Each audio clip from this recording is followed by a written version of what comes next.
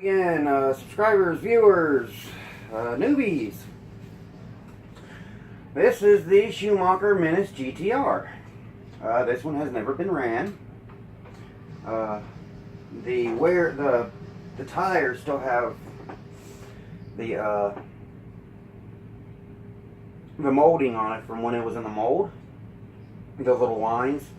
I've broken the engine in, but I just want to do a comparison next to a Fortec. This is a Fortec 1/10 scale, and this is a Schumacher 1/8 scale. The Menace is a much bigger, much wider, longer, mainly a lot wider. So yeah, that's them side by side. But the body's quite large on this. I'm going to figure out some way to put some side skirts, some carbon side skirts on the side. But as for now, seeing that this thing is practically brand new, it's never been ran. I broke in the motor, that's it. So I'll take the body off. I mean, it's on this. And I also have a buddy who is making some steel rods for these Duratrack stands. The stock steel rod, or aluminum, is only 2 inches tall. He's making some that are 6 inches tall. So say with like a 5th scale, you could use 2 and get it up off the ground. T-Maxes and Revos, you'll be able to use it.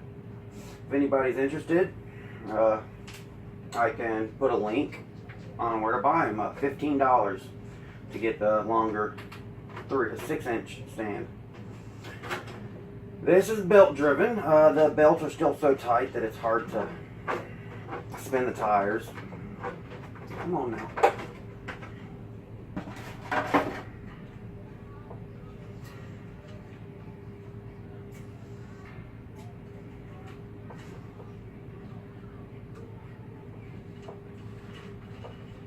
I guess there is a bit of a drag brake.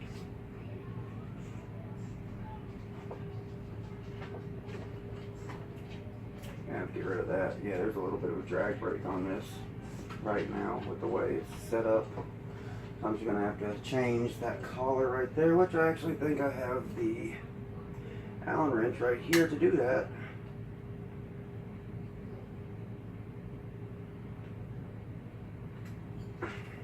Oh, that's why I didn't roll. I had a drag brake set up on it. But I have not ran this at all. It still has the lines on the tires. It's got a old, this was from early 2000s. It's got a 3-speed transmission. Everything is sealed, even the belts. Where the belts go, they go through the center. They go through the center. The steering servo, oddly, is all the way in the back. Has this long, thick shaft that goes up and turns the belt crank. Belt crank is the top deck looks to be a graphite or carbon graphite or carbon fiber, one of those. All the rods, the linkages, are very thick instead of very thin, except for the brake, which nothing is being pushed with that. It's just being pulled to add brake. Belt driven, has CVDs all around. This is about, I think it's about $600-700 vehicle. New. Got a Thunder Tiger 0.21 engine in it.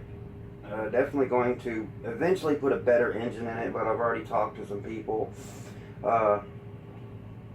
The holes for the motor to mount on is right between a small block and a big block, so in order to put a different motor on, you have to change that. And of course, in true Thunder Tiger fashion, they have the drill start to start it. That'll eventually get pulled off for a pull start.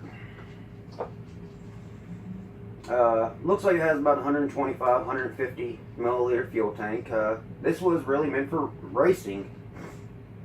Tires aren't all that great. It's a hard compound.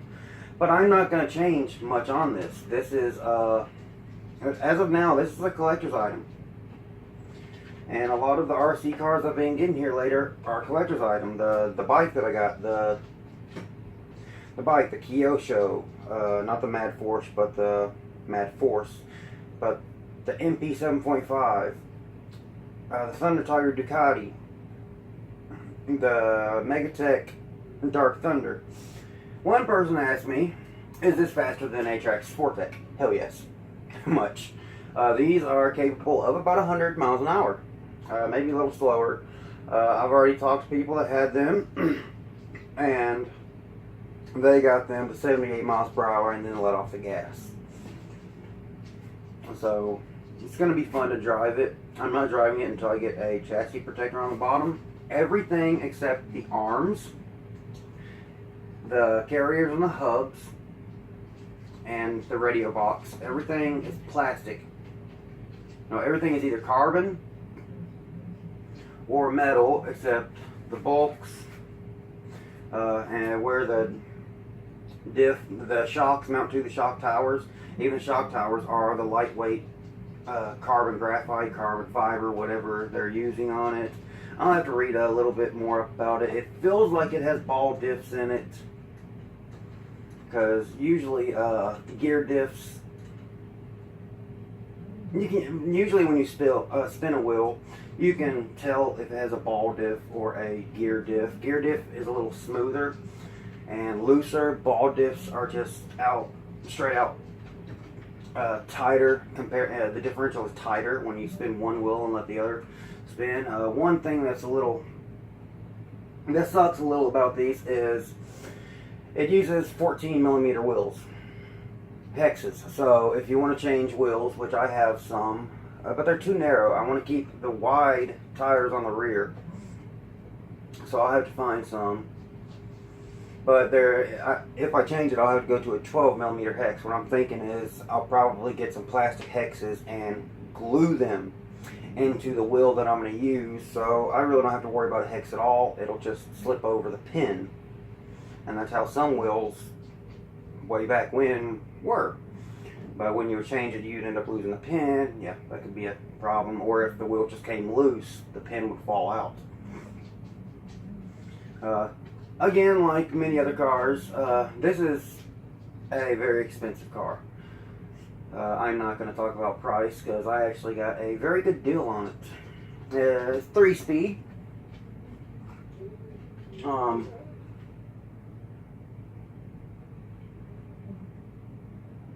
There's quite a few odd things about it when you compare it to other RC vehicles. But overall, I'm sure it's going to be a blast. Another one of my collector's items. I have quite a few collector's items now. My 801 XT. That's a collector's item because it can't be bought anymore. A lot of my collector's items I don't run. I'll maybe run them 2 or 3 times and they sit on shelves. Most of my collector's items are back in my bedroom. I keep them away from all of this mess. So if something were to happen in the room where my lipos, my gas, my gasoline, my nitro, where all that very volatile stuff is, all my collectibles that would be very, very hard to replace are on a completely different side of the house. So I really don't have to worry about that unless the entire house was to go up in flames. And also I can tell these are ball discs by looking. They actually have the little plastic piece and the screw where you tighten it or loosen it. Back and front. Yeah, ball discs. And CVDs, that's going to be nice. And when they say CVDs, a CVD, on RCs, they actually are not CVDs. They are U-joints. A CVD is a constant velocity. But if you look up with U-joints, if you change the angle, if you put extreme angles into a U-joint, the output side is going to go fast and slow. It's going to speed up and slow down, speed up and slow down. That's just the way U-joints are. Constant velocity joints use usually large balls and large ball bearings and metal. So there's no, instead of being fastened 2 places on one, 2 places on the other, it's all around, usually 6 balls, 8 balls, And they're starting to use these with four-wheel drive for independent suspensions, especially for rock bouncers. And they have to be extremely big, extremely strong, because rock bouncers are pretty much one of the most extreme sports. You've also got Formula off-road, which I think pretty much all they do is go straight up hills. But I personally like rock bouncers. I want to get a cage, and a metal cage, and make one. I don't want to race. I want to get a cage and then go from there and get the axles that I want and everything. But yeah, I'll be doing a video with this, of course, a running video like I do with all my vehicles. I'll run them one time at least, just see how they are. I know for a fact that these tires aren't that great. I've already talked to, like I said, I've talked to several people. I do like the fact that it's a sealed chassis, but when it comes to working on it, that's going to be a bit of a pain. If I ever want to change the motor, if I was to change the motor on this, I'd probably put in a Navarone, most likely. Either a Navarone or a Pico. But yeah, that's pretty much it when it comes to the Schumacher. It is a 8th scale on-road car that in its heyday was an awesome car. To this day, it's still an awesome car. But if you were to get some magazines back from, say, 1999 and look at the prices of, say, this or some Yankees that they were available in Europe, they were like $1,000. Now RC cars have come down in price greatly, but because they've come down in price, quality has suffered, and a lot of the time you see that with Traxxas with all the plastic parts. And I know my thumbnail is a Traxxas X-Max. I'm going to change that today. Somebody actually pointed that out when I was bashing Traxxas on Traxxas' own video channel. Woodward basically saying, they were doing the super jump. And I said I'd rather spend my money on something that's more than 90 to 95% plastic. I'd rather get something with a metal chassis. I do like Traxxas Nitro program, metal chassis, but everything else is usually plastic. So, yeah, that's pretty much it. I'll eventually measure this to see exactly how big this fuel tank is, but it's amazing that the price that I got this thing for is just ridiculous. I won't say numbers because people will probably want to buy it off me, but especially seeing it's never ran. I mean, the motor's ran, it's been broken in, that's it. Still excellent compression. If my drill was in here, yeah, here it is. You can actually hear the compression. Still great compression. So, and this I added to get the exhaust out from under the body. Personally, eventually I'm going to change that out to one of the newer ones, but it's nothing but an exhaust deflector. Yeah, but yeah, that's a Schumacher, and even the tires are Schumacher tires. I've been waiting a while to get this, and I'm happy I finally got it. And like I said, it's large. That's a big body, but it has a big chassis it has to cover up, and just the shape of the body will show. It's going to create some downforce, and it's sort of in a wedge shape, so that would show around what time it came out, because in the late 90s, early 2000s, the cars were slowly starting to look like wedges, and that stick up through the air better and faster. One thing I am going to do is this scoop right here. I'm actually going to make that functional to get some air back to the motor, so it's not just running off the hot air that gets trapped up under here. It'll actually have air getting sort of a ram air effect. Maybe I can even set up some tubing and a filter so it'll just ram straight down into the carburetor. But yeah, that's a Schumacher, and I think it's missing some decals. I'm not sure. I don't know. I don't care. It sort of looks like a McLaren F1 body in some ways if you look at it. But, yeah. I wish I could get the sticker set for it. Finish up the stickers. Like, it has no tail lights. No headlights. Nothing here. Usually something black would be right here. Just to show a fake. And then even the wing is just this, it's just fake ass carbon fiber. All it is the grid pattern. Somebody's probably put mesh over this and painted it black. Yeah, it's just a grid pattern. It's not carbon fiber at all. And then it has another sort of scoop going back like this. It's hard to see because it's up under the wing. But yeah, that's my new Schumacher Menace GTR. Next will be I'll be getting another bike. That'll be next. And then I'll be putting off until Christmas. Christmas, I'll be looking to get the Schumacher Menace Twin. If I like this. I just want to see what Europe has to offer. Europe has a lot of RC cars. It costs a little bit. I also want to get the Kyosho 8th scale F1 car. It costs $900. But in my opinion, it'd be worth it. If I could find a used one, that'd be great. I can find the motor here in America, but just the vehicle itself, very hard to find. You have to buy it and then have it shipped. And yeah, it's not cheap to get a RC vehicle shipped from Europe. Even just to ship a 5th scale gasoline motor, you're looking at $120. I had a buddy who was selling his MTXL stock motor, and he was telling me about that. It cost $120 to sell a $100 motor. So yeah, the shipping rate is pretty insane. That's why I love living in America. I think it costs $17 for this to be shipped from my buddy to me in box, still brand new. That's what I love about it.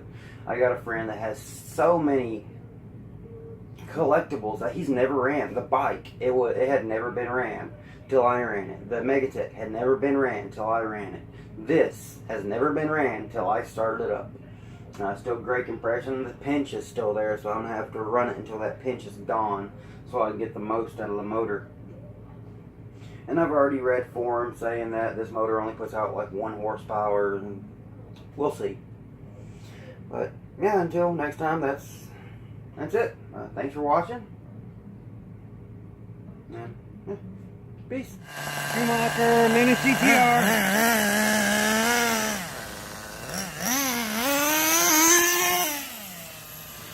3-speed. It's awesome. You can hear all 3. Oh, those tires suck. You can hear all 3 speeds shifting.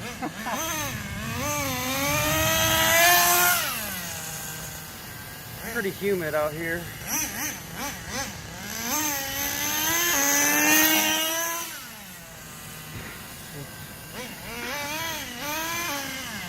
Running pretty good, but I could probably lean it out.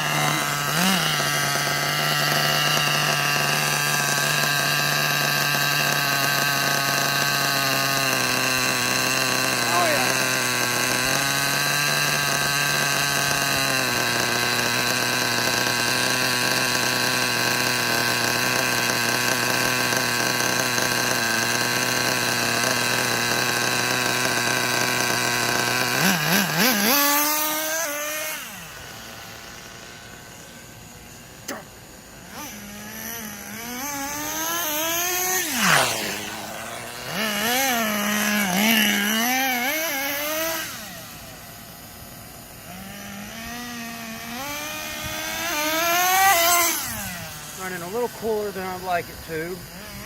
Performing good, but running cool. Running right at 200 degrees.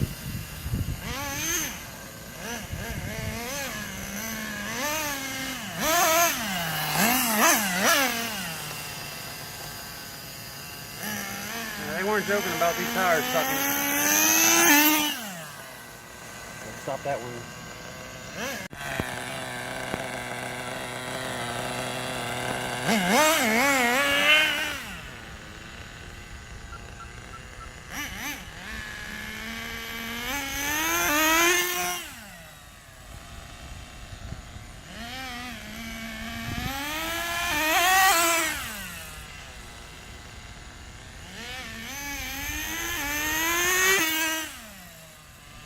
And when that third gear kicks in, it really wants to take off.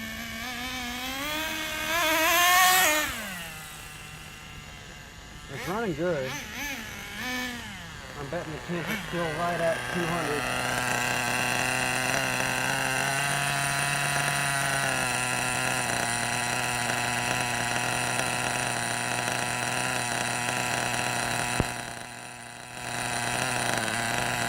Not even 200, so I could lean it out even more.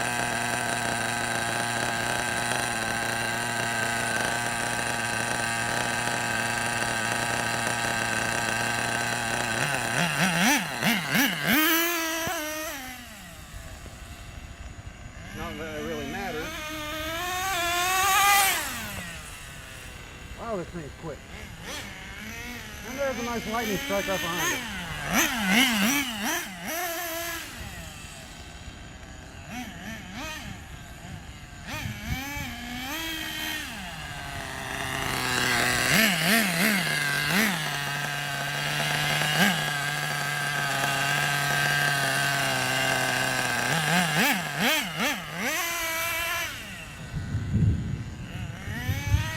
Whoa!